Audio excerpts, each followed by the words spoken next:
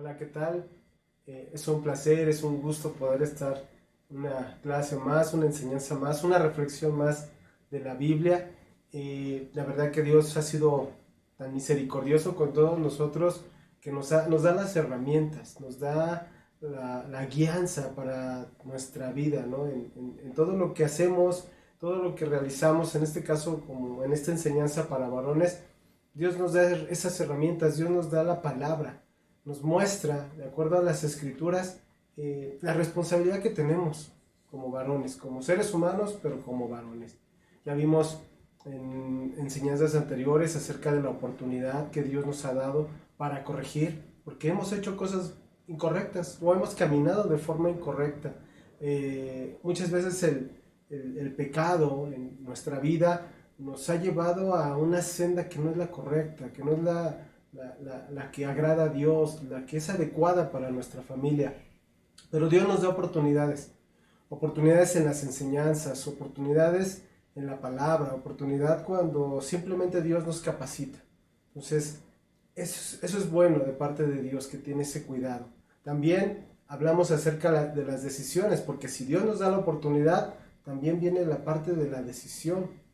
¿Qué decisión vas a tomar? Puedes seguir viviendo como antes, puedes seguir viviendo sin la guianza, sin la dirección de Dios y esperando simplemente que sucedan las cosas y como vayan sucediendo las resolveré. O puedes buscar, ¿no?, esa dirección, ese camino que Dios te da y poder ayudar, poder bendecir tu vida y la vida de tu familia. Pero también vimos en otra enseñanza acerca de que si decidiste seguir a Cristo, si decidiste que Cristo fuera el que te dé esa dirección, esa guianza, esa palabra, bueno, ahora te toca a ti el papel de esforzarte y ser valiente. ¿Por qué? Porque Dios te va a ayudar, Dios te va a guiar, pero también pide que tú te esfuerces. Entonces, Dios no nos ha dejado, Dios sigue dando enseñanzas, sigue dando dirección. Y todo para una nueva forma de vida, para una vida adecuada, correcta, agradable a Él. Pero así como es agradable a Él, también va a ser adecuada, va a ser buena para tu propia vida y para la vida de tu familia. Entonces, hay enseñanzas de mucha bendición para jóvenes que comparte un pastor Ricardo. Hay enseñanza familiar que comparte el pastor Josué, enseñanza de matrimonios con los pastores Perrusquía. Entonces, enseñanzas de instituto, una enseñanza para mujeres también que comparte la hermana Diana. Y todo es un complemento. ¿Para qué? Para la vida familiar, para la vida personal, pero también en la vida familiar. Y bueno, no puede faltar las enseñanzas dominicales, que todo es también esa parte también es un complemento de un todo, ¿no? Cada enseñanza dirigida a un grupo, a una persona, etcétera, y la enseñanza dominical que viene a afirmar también lo que tú en casa estudias con tu familia o tú de forma personal, pero también con las demás enseñanzas que Dios va dando. Entonces, ¿qué vas a hacer con esas enseñanzas? ¿O qué estás haciendo con esas enseñanzas? Las enseñanzas ya están ahí. Están en las redes sociales, están en la web. Tú tienes los horarios, sabes en qué días se están compartiendo, pero ¿qué vas a hacer? ¿Las puedes dejar ahí como si no pasara nada? ¿O puedes tomar esa responsabilidad, ese lugar que Dios te ha dado como varón y hacer lo que te toca? Mira, yo sé que a veces empezamos con muchas ganas algún proyecto, algún plan, etcétera, pero conforme va pasando el tiempo muchas veces se cansan, muchas veces se desaniman, pero no te rindas. Si ya iniciaste algo, estás dispuesto a iniciar algo, persevera. ¿Por qué? Porque los resultados los vas a ver en su tiempo. ¿Qué nos dice la palabra acerca de esto? En Gálatas capítulo 6, versículo 7 nos dice, no os engañes, Dios no puede ser burlado, pues todo lo que el hombre sembrare, eso también segará. Eso es una ley en la vida del ser humano, sí, en la parte espiritual y también en la parte física. Lo que tú cosechas, eso vas a sembrar. Si tú cosechas o haces acciones que no son correctas, que son inadecuadas, ¿qué vas a cosechar?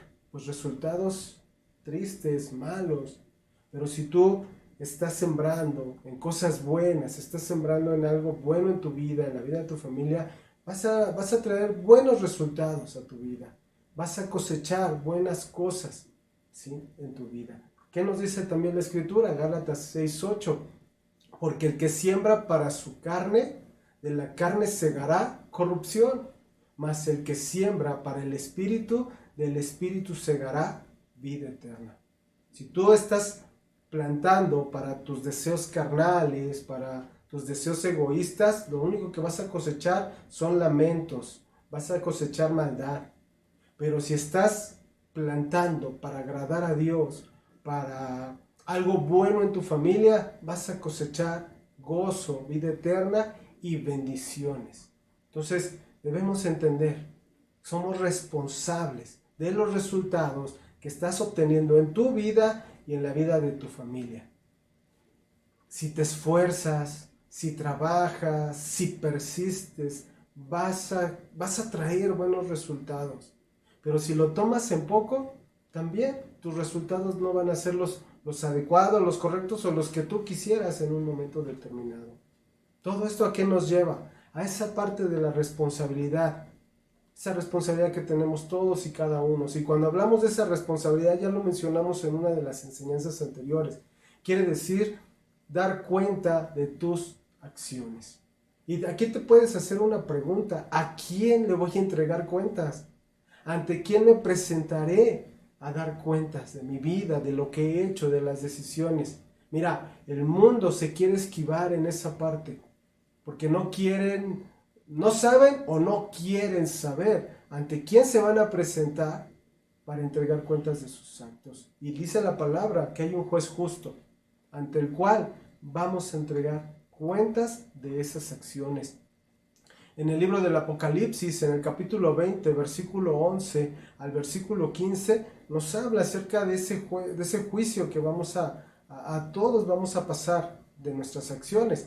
Apocalipsis 20, versículos 11 al 15, dice: y vi un gran trono blanco y el que estaba sentado en él, de delante del cual huyeron la tierra y el cielo, y ningún lugar se encontró para ellos.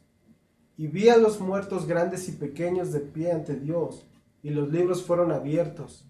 Y otro libro fue abierto, el cual es el libro de la vida, y fueron juzgados los muertos por las cosas que estaban escritas en los libros, según sus obras. O sea, todo está registrado. Y el mar entregó los muertos que había en él, y la muerte y el Hades entregaron los muertos que había en ellos, y fueron juzgados cada uno según sus obras. Y la muerte y el Hades fueron lanzados al lago de fuego.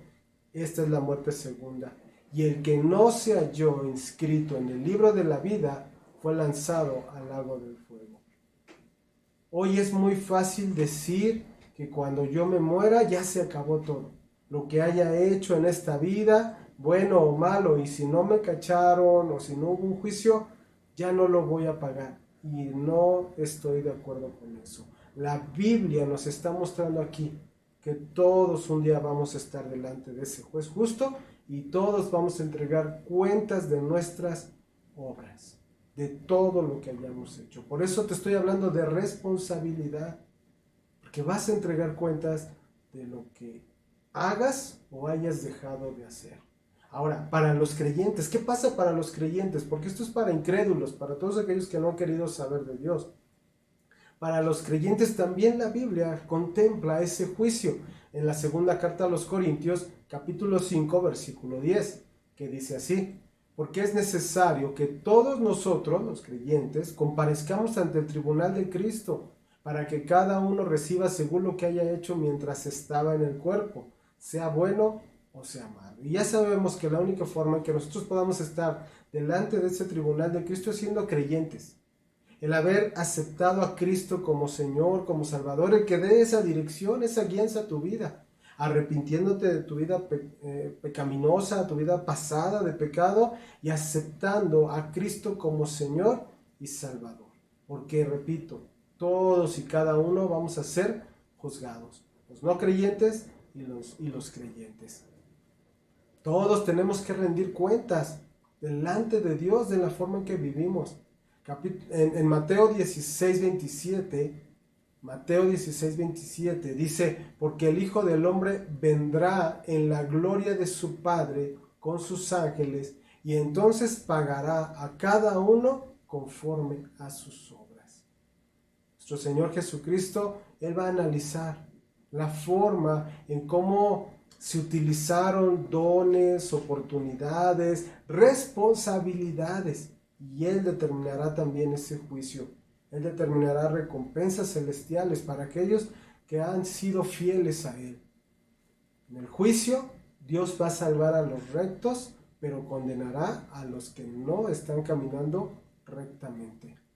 Entonces, al final, lo que nos deja esta parte simplemente, las personas no podrán escapar del justo juicio de Dios. No podrán decir, es que yo no quiero que me juzgue Dios. Nadie puede decir eso, porque hasta las mismas escrituras nos dicen en Romanos capítulo 14, versículos 10 al 12. Romanos 14, versículos 10 al 12. Pero tú, ¿por qué juzgas a tu hermano? O tú también, ¿por qué menosprecias a tu hermano? Porque todos compareceremos ante el tribunal de Cristo, porque escrito está, vivo yo, dice el Señor, que ante mí se doblará toda rodilla y toda lengua confesará a Dios, de manera que cada uno de nosotros dará a Dios cuenta de sí. Entonces eso nos está llevando ¿a qué? A entender que somos responsables delante de Dios. Sí, sabemos que Dios es soberano. Sabemos que Dios tiene el control y cuidado de todas las cosas, pero también Dios nos ha dejado a nosotros la responsabilidad de nuestras acciones, de nuestras palabras, de nuestros pensamientos. Algunos se quieren evadir y dicen, es que yo no conozco a Dios, yo no conocí a Dios, yo no sabía de su palabra. Pues aún en ese desconocimiento son responsables de sus pecados. Lo dice el libro de Levítico en el capítulo 5, versículo 17, Levítico 5, 17, que dice, finalmente, si una persona pecare o hiciere alguna de todas aquellas cosas que por mandamiento de Jehová no se han de hacer, aún sin hacerlo a sabiendas, es culpable y llevará su pecado. Todo esto que te acabo de mencionar, todo esto que estamos ahorita reflexionando, ¿a qué nos lleva? ¿Cuál es el fin de que analicemos, de que escudriñemos cómo hemos estado caminando, cómo hemos estado viviendo? De que un día vamos a estar delante de ese juez justo y que vamos a entregar cuentas. Mira, todos tenemos como humanidad la obligación moral delante de Dios, como líderes, como jefes, como ministros, como esposos, como padres, de que un día vamos a entregar cuentas de nuestras decisiones, de nuestra responsabilidad. Tú, en primer lugar, eres responsable de tu propia vida, de cómo te has desarrollado, cómo has vivido tu juventud, cómo has vivido ahora que eres adulto, no sé. Como joven, cómo has caminado, cómo has dado a tus padres esa honra.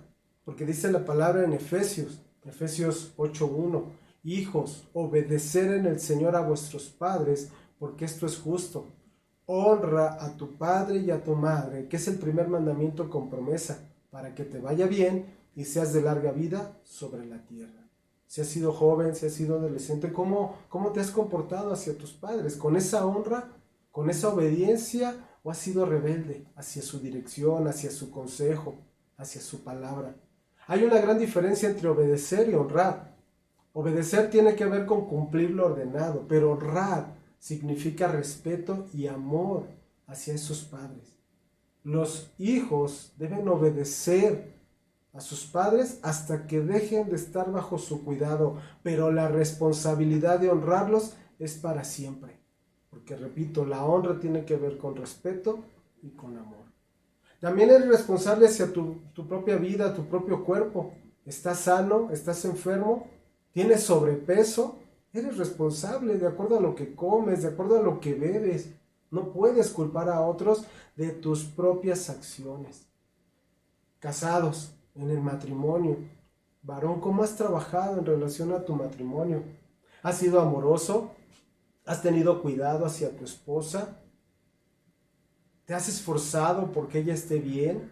¿Que no le falte lo indispensable? ¿Has tenido ese amor, ese cuidado hacia ella?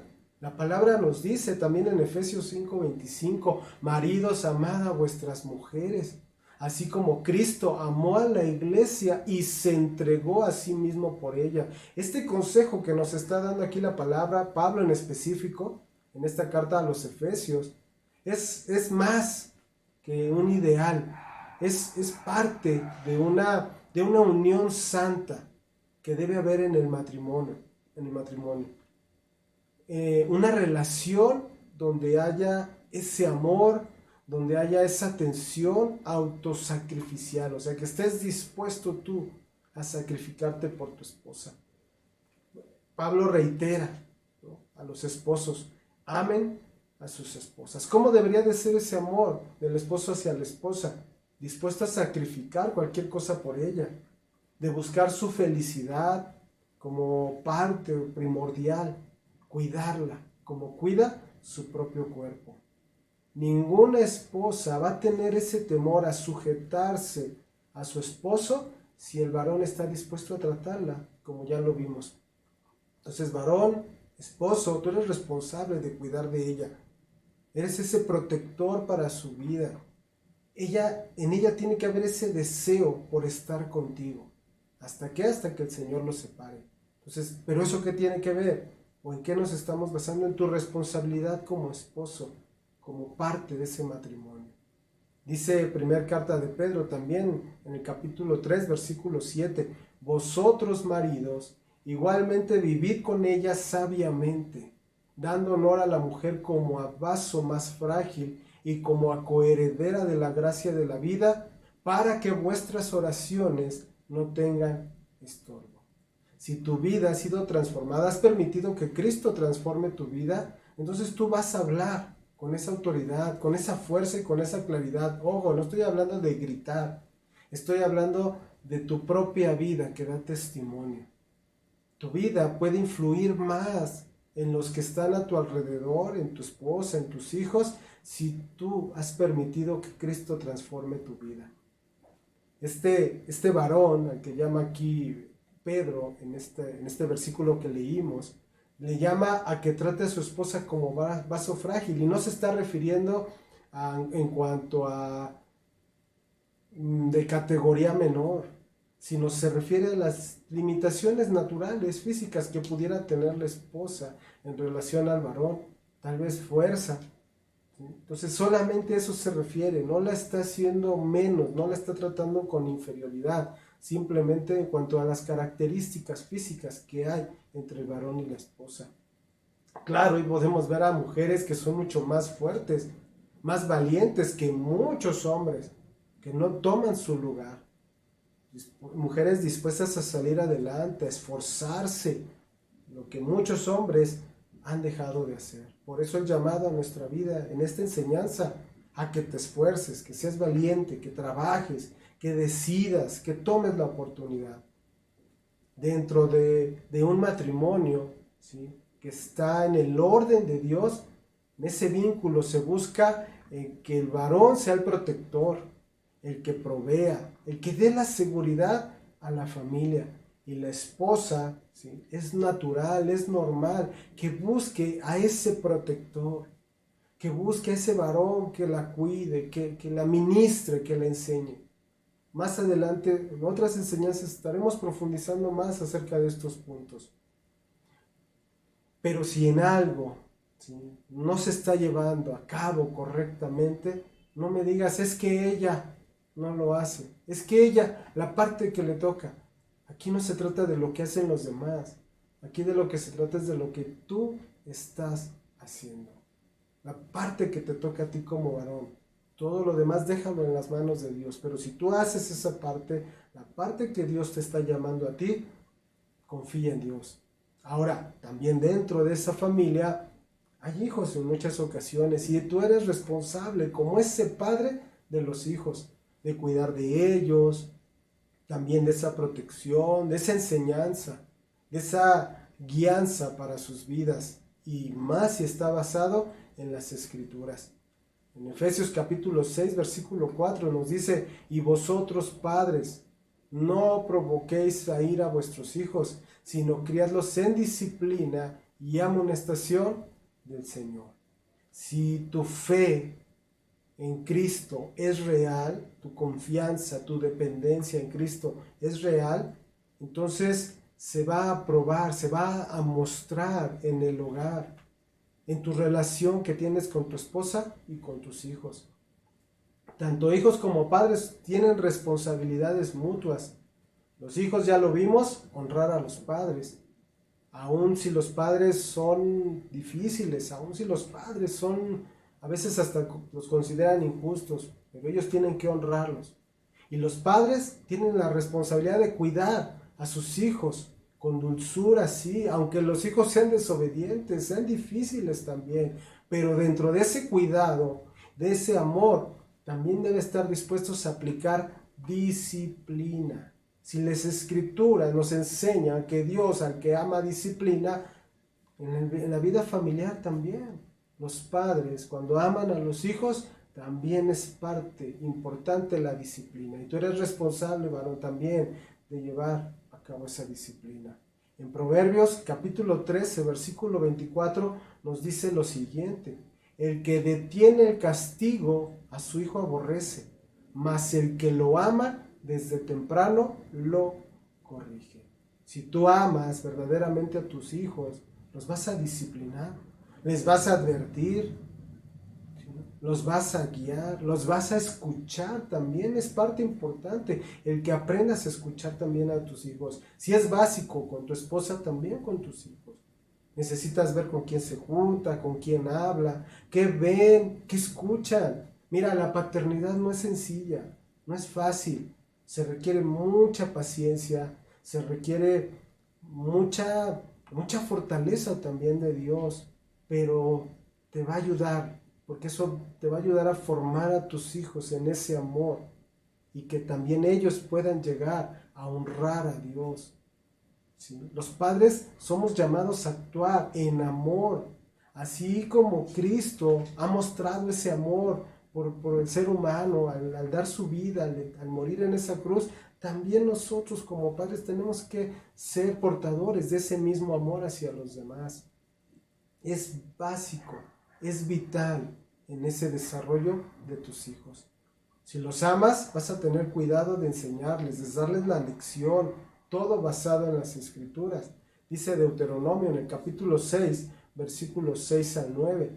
Dice así: y estas palabras que yo te mando hoy estarán sobre tu corazón, y las repetirás a tus hijos, y hablarás de ellas estando en tu casa y andando por el camino, y al acostarte y cuando te levantes. Y las atarás como una señal en tu mano, y estarán como frontales entre tus ojos, y las escribirás en los postes de tu casa y en tus puertas. ¿Qué nos habla todo esto? De la enseñanza que debes de tener como padre hacia tus hijos. Todo esto nos está llevando a esa responsabilidad. Somos responsables. Responsables como esposos, responsables como padres. Si tú eres responsable y estás cumpliendo, te estás esforzando, vas a traer buenos resultados a tu vida y a la vida de tu familia. Porque el enseñar, ¿sí? el esforzarte, el que tú des esos fundamentos, no solamente es para informarles, sino para prepararlos para la vida. Dice también uno de los versículos de Proverbios: instruye al niño en su camino, y aun cuando fuere viejo, no se apartará de él. Si tú eres diligente al mostrarle a tus hijos que Dios es importante para ti, tus hijos lo van a entender. Y entonces para ellos también va a ser Dios importante en sus vidas. Si tú muestras ese deseo de estar en la presencia de Dios, de escuchar las enseñanzas, de orar, de congregarte simplemente. Si tú sabes que el día del Señor tú tienes que ir a congregarte y que eso es lo más importante en tu vida, ¿qué crees que ellos van a aprender de ti? Porque tú le puedes decir muchas cosas, pero también tu testimonio, también lo que tú hagas va a enseñar más a tus hijos. Porque si tú les dices, sí, Dios es muy importante, pero el día del Señor, pues te vas con los amigos, te quedas porque vas a ver el fútbol, porque no te quisiste levantar, no sé, ¿qué mensaje le estás dando a tus hijos? Porque una cosa es lo que dices y otra cosa es lo que haces. Entonces, que se vea verdaderamente que lo que tú les estás enseñando, también lo estás viviendo. ¿Por qué? Porque si no, el día de mañana cuando vengas y me digas, es que no sé qué pasa con mis hijos, es que no los entiendo, no quieren venir conmigo a la congregación, no quieren estudiar, yo te preguntaría, ¿qué sembraste en ellos para que ahora estés cosechando esto? Y todo esto nos lleva a ser responsables de nuestros actos, de todo lo que haces con tu vida, de lo que haces en relación a tu esposa, de lo que haces en relación con tus hijos.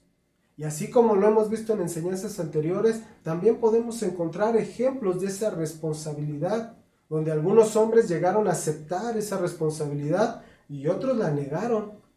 Alguien que lo aceptó y fue obediente al llamado de Dios, un Ezequiel, podemos verlo en el libro de Ezequiel, en el capítulo 3, versículo 16 al versículo 21.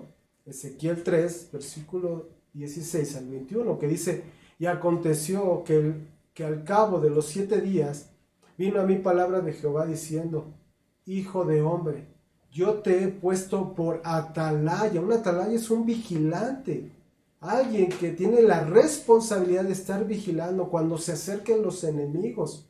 Dice, yo te he puesto por atalaya en la casa de Israel. Oirás pues tú la palabra de mi boca y los amonestarás de mi parte.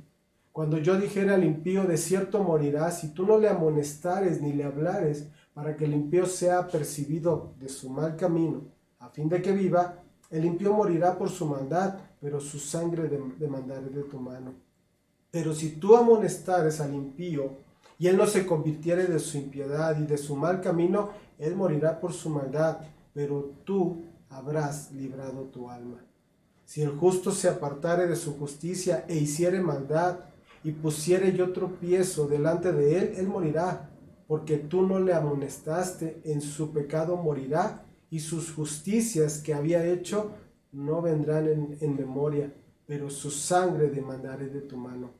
Pero si al justo amonestares para que no peque, y no pecare, de cierto vivirá, porque fue amonestado, y tú habrás librado tu alma. Entonces a Ezequiel le dieron una misión, le dieron una responsabilidad, ser una atalaya, como tú eres una atalaya en tu casa, que está vigilando, que está atento. Los enemigos se están acercando, los enemigos quieren acabar con tu familia, pero si tú estás en ese orden, reconociendo esa responsabilidad que Dios te ha dado como varón de tu casa, como esa cabeza, tú vas a ser una atalaya que cuide, que advierta, que amonestare si es necesario también.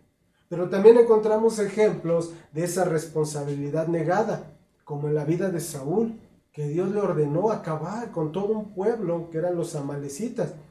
En el primer libro de Samuel, capítulo 15, versículo 3, lo podemos ver, que dice así, ve pues y hiere a Amalec y destruye todo lo que tiene, y no te apiades de él, mata a hombres, mujeres, niños y aun los de pecho, vacas, ovejas, camellos y asnos. Es tremendo lo que dice este versículo, porque está mandando Dios una destrucción total. Y la gente puede decir, pero ¿por qué tanta maldad? ¿Por qué esa destrucción? Bueno, los amalecitas eran terroristas guerrilleros. Ellos vivían para atacar a las naciones, apoderarse de las riquezas y también de las familias, para ponerlas en esclavitud y muchas veces también eliminarlas. Ellos, los amalecitas, fueron los primeros en atacar al pueblo de Israel cuando llegaron a esa tierra prometida y siguieron atacándolos, ¿sí? a este pueblo de Israel cada vez que tenían oportunidad y les quitaban todas sus cosas. Entonces la orden era clara, acaba con todos. ¿Por qué? Porque es un pueblo malvado.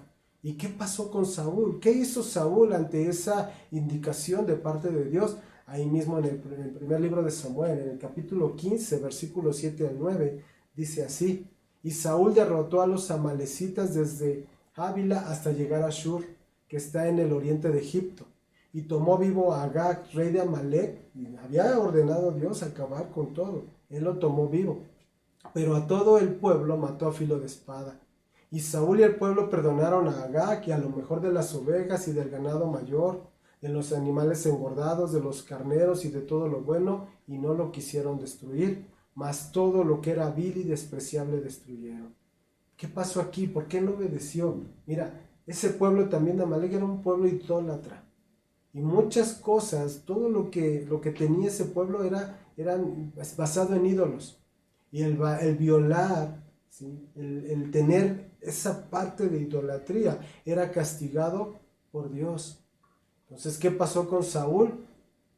Mostró una falta de respeto hacia Dios, un total desacato hacia el mandato de parte de Dios. Estaba violando directamente el mandato que Dios le había dado. Dice ahí en el primer libro de Samuel 15:15, y Saúl respondió, de Amalek los han traído porque el pueblo perdonó lo mejor de las ovejas y de las vacas para sacrificarlas a Jehová tu Dios, pero lo demás lo destruimos. Hubo una desobediencia clara. Dios dio una indicación y este hombre no obedeció, no cumplió esa responsabilidad que Dios le ha dado. ¿Qué trajo esto a su vida? Juicio de parte de Dios. Entonces, ¿cuántas veces como varones hemos dejado de hacer las cosas que Dios nos ha ordenado? A ver, pregunta, tú como varón, ¿cuántas veces has permitido que tus hijos hagan cosas que sabes que no están bien, que les puedes causar un daño? A lo mejor llegas a pensar, ay, lo voy a dejar, no pasa nada. Pero la instrucción de Dios es clara. E ir en contra de la instrucción va a traer resultados terribles. Debemos entender que somos responsables de todas nuestras acciones y de todas nuestras decisiones. Lo más importante de todo es que somos responsables de mostrar el reflejo de Cristo a los demás. Dice en la primera carta de Juan, en el capítulo 2, versículos 4 al 6, el que dice, yo le conozco y no guarda sus mandamientos, el tal es mentiroso y la verdad no está en él. Pero el que guarda su palabra, en este verdaderamente el amor de Dios se ha perfeccionado. Por esto sabemos que estamos en él. El que dice que permanece en él, debe andar como él anduvo. ¿Cómo sabes entonces que perteneces a Cristo? ¿Cómo sabes que verdaderamente permaneces en él? Ya lo vimos. Si tú haces lo que Cristo dice y tú vives como Cristo quiere que vivas. La fe, la verdadera fe cristiana, se traduce en una conducta adecuada, afectuosa, amorosa. ¿Sí? ¿Por qué? Porque tu conducta te va a mostrar esa seguridad de que perteneces a Cristo. Para vivir como Cristo vivió, ¿sí? Debemos de seguir su ejemplo total en obediencia a Dios. Y no solamente eso, sino también de servicio afectuoso a las personas. Él nos amó primero y nos ha dado la seguridad de su cuidado, de su protección, de su dirección. Por eso el llamado a nuestra vida también, a que seamos responsables de nuestros actos, pero bajo su dirección, bajo su cuidado, bajo su guianza. Termino con lo que dice el Evangelio de Juan, en el capítulo 15, versículos 9 al 11. Como el Padre me ha amado, así también yo os he amado. Permaneced en mi amor. Si guardareis mis mandamientos, permaneceréis en mi amor, así como yo he guardado los mandamientos de mi Padre y permanezco en su amor. Estas cosas os he hablado para que mi gozo esté en vosotros y vuestro gozo sea cumplido. Permanecer. Caminar pegados a Dios, pegados a Cristo.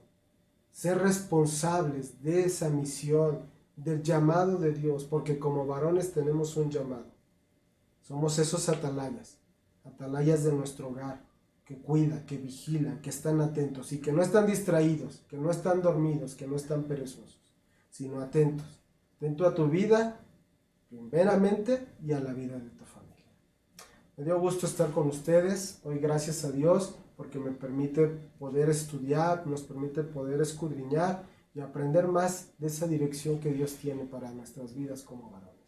Me dio gusto, cuídense mucho y que Dios les guíe, les ayude, les fortalezca. Muchas gracias. Bendiciones.